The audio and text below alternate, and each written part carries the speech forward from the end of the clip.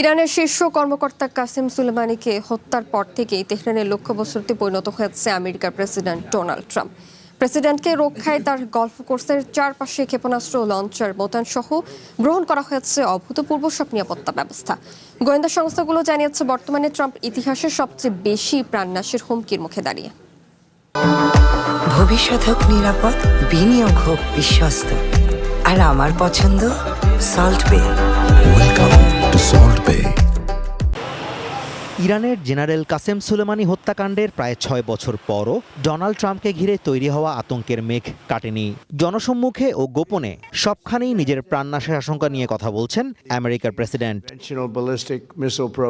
গোয়েন্দাদের বরাত দিয়ে আমেরিকার গণমাধ্যম MS নাও বলছে, সংস্থাটি তাদের ইতিহাসে সর্বোচ্চ সংখ্যক প্রাণনাশের হুমকির ঘটনার তদন্ত করছে।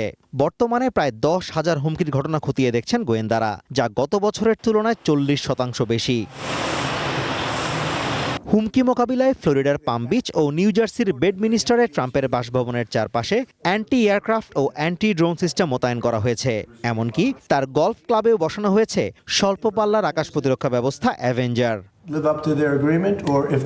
গত মাসেই তুর্কি সফর শেষে এয়ারফোর্স ওয়ান বিমানে ক্ষেপণাস্ত্র হামলার আশঙ্কায় ক্যাটারিং ট্রাকে করে অত্যন্ত গোপনে ট্রাম্পকে অন্য বিমানে সরিয়ে নেওয়া হয়। বিমানে ওঠার আগে নেটো মহাসচিবের সাথে বৈঠকে নিজের প্রাণ সংশয়ের বিষয়টি স্বীকার করেন ট্রাম্প। আমেরিকার প্রেসিডেন্ট দাবি করেন, ইরানের প্রতিটি হিট লিস্টের শীর্ষে রয়েছে তার নাম।